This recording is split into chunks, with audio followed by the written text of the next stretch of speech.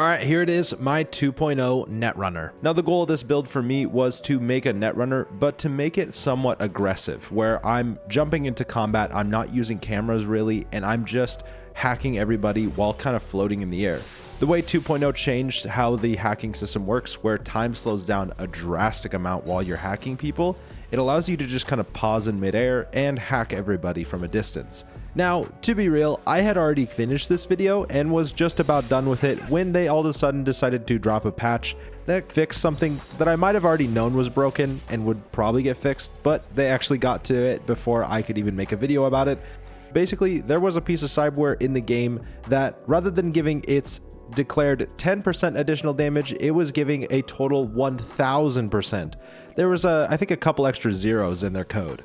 And before they dropped the 2.02 update, I was doing over 30,000 damage on a single quick hack. To be honest, I'm happy they made the change and reduced it back down to the 10% because it allowed me to actually dive into this build a little deeper and not just rely on one piece of CYBERWEAR. I'm honestly really excited for where this build is at currently, and I'm excited to show you guys. So let's jump into things here with the attributes and perks. I previously used to have Cool completely filled out, but with all the perk changes, Cool just really isn't a skill tree that I want to go into with a Netrunner anymore. Which sounds counterintuitive because I feel like the whole idea of a Netrunner is to stay in the shadows and hack from a distance, but that's not what this Netrunner does. Just like my previous iteration, this is a very aggressive Netrunner that's meant to really get in people's faces and do a lot of damage very quickly. So let's start off here by starting with the body skill tree. One of the most important things for this build has to be health item recharge and just health in general. So getting all the way to pain to gain with the 20% health item recharge after neutralizing an enemy is crucially important for this build. I feel like it takes a lot for me to describe why this is so important, and we'll have to get into CYBERWEAR to go more into that, but just take note of that. Also, Adrenaline Rush is really helpful for keeping us alive and absorbing the damage while we're using our health to do quick hacks. And of course, because we have Adrenaline Rush, and honestly it's being triggered quite a lot, I figured 10 extra damage is probably a good move. Everything here is to give us as much health regen and health as possible. Next, in the Reflexes skill tree, I honestly was really tempted not to go all the way to 15 here to do the extra crit damage in the Cool skill tree, but I ended up deciding to go to 15 because I just can't get away from air dashing. No matter how many times I make a build, I feel like all I want to do is to be able to air dash. It just makes a build feel good, so that's what we did. Everything here is honestly just to make air dashing fun and work well. And of course, I love these two, allowing me to reload while I'm performing any sort of mobility. Next, technical ability. Just like every other build, CYBERWEAR is extremely important to make a build function and do the best it can, so we maxed out technical ability and got the Edge Runner perk. I only didn't select 3 of the perks because they really don't apply to this build. Everything else though, I would recommend grabbing. Also in the tech tree, I leaned very heavily into health item recharge speed, so any perk that had to do with the health item recharge speed is something that I wanted. And of course, the Cool skill tree, I ended up putting 6 points into here for the crit damage. I mostly just grabbed the perks that let me stealth and move faster while stealthing in case I do have a mission or some situation where I don't want to be detected. And finally, we have Intelligence. This is a skill tree I basically completely filled out. The only perks I ended up not getting were ones that had to do with monowire because I'm gonna be real, I played around with the monowire and I'm not that thrilled on it. It doesn't do as much damage as I would like it to do, so I didn't put perks into it, but if you love monowire, go for it. I also didn't do explosion hazard, and I also didn't go for force kill cipher. Everything else I completely filled in. This left side of the skill tree has to do with queuing up quick hacks, and being able to queue up 4 different quick hacks on a single target is extremely helpful to do a ton of damage extremely fast. I would highly recommend filling out this entire skill tree. It has to do with a lot of reducing and RAM costs, and when you have things queued up, it'll do extra damage, increasing upload speed. It's just a really good skill tree.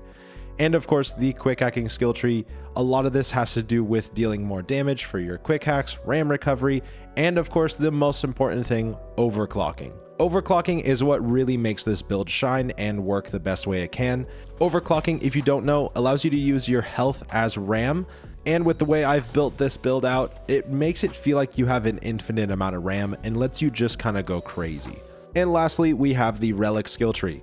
Honestly, again, you can just completely fill this thing out through all of the relic perks, so this isn't that big of a deal to go for, but these are the ones I currently have filled out. I could go get the last perks and fill this out, but I really don't care. enough about perks, let's get into where things start getting really interesting, and that is CYBERWEAR. The main point of CYBERWEAR for this build is to give as much health as possible, with things like the skeleton giving 15% max health, as well as we're using Blood Pump, which is a health item.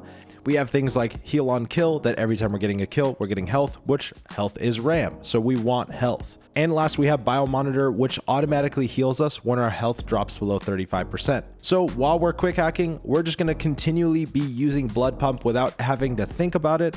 That's going to be recharging our health, giving us the ability to hack more often. And mind you, we're using RAM Reallocator, that whenever our RAM falls too low, we'll just regen 30% of our RAM. We have a lot of things here that are comboing off this idea of when we run out of things, we gain things back. And with the perks in CYBERWEAR, we have every kill we get is giving us stuff back. Now, a lot of my CYBERWEAR capacity is taken up by these two iconics here, and I would highly recommend grabbing these. 100% crit chance is incredible, and I already mentioned this one, recovering 30% RAM when it falls below 20% is also a very good piece of CYBERWEAR.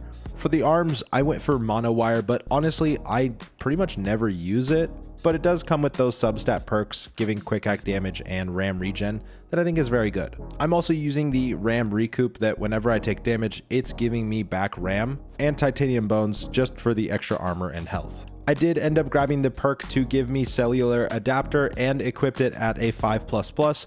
The main reason being it has health item recharge speed up 10%, and again, we like our health items here. Of course, subdermal armor, it's a good item to have, and lastly, optical camo, being able to take advantage of the relic perk to just get out of combat if things end up getting too crazy. Maybe I get kicked out of the overdrive mode and I need to just hide and run away. You know me, I love double jump, highly recommend this. The circulatory system, I feel like I kind of already went over all this, but I'll quickly highlight if you want to look at the substats, pause to see what I ended up choosing. For the hands, I went micro generator, purely because the intelligence attunement giving me 1% extra damage. Also, the electrical shock is kind of cool. For the eyes, I went for the intelligence attuned ones, and the last most important piece of CYBERWEAR for this build, the operating system. Now, this operating system is grabbed from the main story of Phantom Liberty at the very end, and honestly, since they just updated the game, getting rid of that insanely overpowered piece of CYBERWAR, this has become my definite favorite cyber deck. This cyber deck comes auto-equipped with the Blackwall Gateway Quick Hack. We'll talk about that quick hack later and get into my thoughts on it. One thing I will say, a lot of these build videos, people use them as a guide towards where you're trying to go eventually. I'd recommend, until you can attain this, to definitely go for the NetWatch net driver. It has pretty much the exact same stats when it comes to RAM. It's honestly a really good net driver and carried me through all of Phantom Liberty. Next, let's jump into the inventory tab and talk about my weapons and clothing. For clothing, there's actually quite a few items that give Netrunners a decent buff that I would highly recommend grabbing. I would say the most important ones being the quick hack upload time reduction and the health item recharge speed. Now I'll quickly show the items I'm using for the wardrobe system if you want to look these up and maybe try to find them yourself. Honestly, a lot of these I found through just playing the game, so good luck trying to find them. Alright, now let's get into weapons. To be real, I don't really use weapons a lot with this build. The main point of a weapon for me is sort of cleanup work. Maybe I hit someone with a quick hack, they're left with a sliver of health, I need to just put one burst or one shot into them to finish them off. So something like Widowmaker and Raiju really does the trick for me.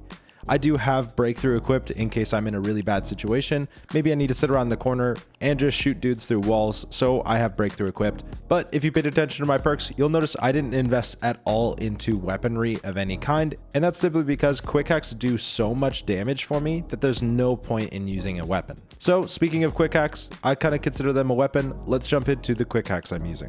We'll go down the list here, starting with ping. I honestly think ping is such a valuable thing, especially if you're using tech weapons, so you can shoot through walls, you know where everyone's at. It's just a really good, versatile quick hack in my opinion. I haven't been able to find the iconic version of ping yet, but eventually I hope to find it. Next is the iconic version of contagion. Contagion's just really good if you're dealing with a lot of enemies to make sure you have something that's constantly damaging them.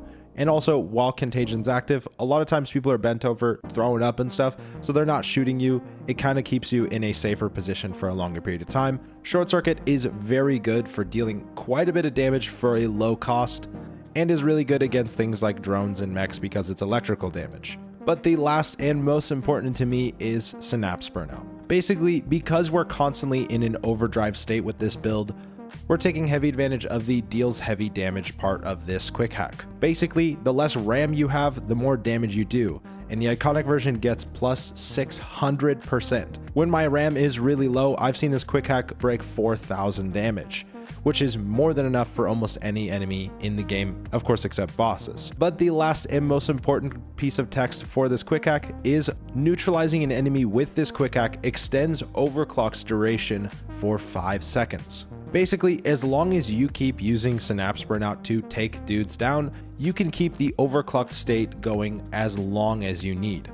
Here's a quick clip of me running through all of Dogtown, hacking every person I could see, and I kept my overclocked state the entire time, running across the entirety of Dogtown. This quick hack allows you to stay hyper aggressive in people's face without having to wait for the cooldown of your net driver. And of course, the last quick hack that comes default on this net driver is the Blackwall Gateway. Now, to be real, this quick hack is really cool and I love it lore wise, but the problem with it is purely its upload time. Its initial upload takes a very long time to trigger, so I'm not the biggest fan of using it on a consistent basis. However, if you're dealing with any high level enemies, this is a one-shot kill to almost every enemy and will half the health bar of a boss. So it is a very, very good quick hack for maximum damage output. Its RAM cost to damage is definitely the best out of any quick hack that we have, but again, its upload time is just too slow in my opinion. One final tip I want to give you guys for your lineup of quick hacks. Basically, the last quick hack you place in your net driver will always end up being the very top of your list on the left side. Because whenever you start hacking, it automatically defaults to the top quick hack. This allows you to activate the quick hack before the menu even shows up. This helps a ton with playing the way I do, which is this hyper aggressive, jumping over people and hacking while I'm consistently running around. Anyways, that's about it for my Netrunner build. Let me know what you guys thought. Did you already know a lot of this stuff or did you learn anything new? I'd love to chat about it with you guys in the comments. Anyways, thanks again for watching guys, and I'll catch you in the next one.